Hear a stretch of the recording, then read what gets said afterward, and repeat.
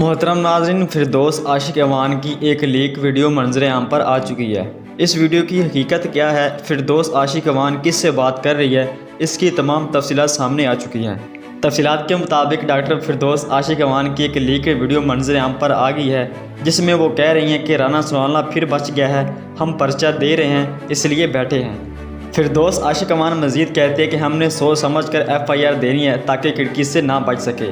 Share किए गए ये क्लिप 15 सेकंड पर मुश्तमिल है।